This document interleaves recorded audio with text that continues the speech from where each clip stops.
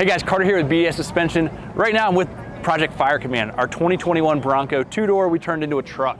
Now this thing is getting a ton of attention out here in Moab all week long. We've been hitting trails, doing all kinds of fun stuff.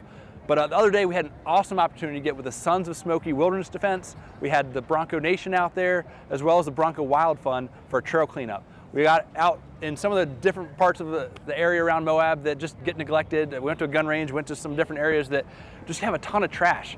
And unfortunately, it's something that happens out here in different parts of Moab. Trails get busy, people dump a lot of stuff. And so we did our part to clean up and filled up a couple containers worth of just tons of crap. Brought them back, put them in a dumpster to take away and actually properly dispose of. It was an awesome opportunity to get together and give our part, do our part to give back to the community. So remember, when you're out on the trails, tread lightly, clean up after yourself, and have a blast. See you guys out there.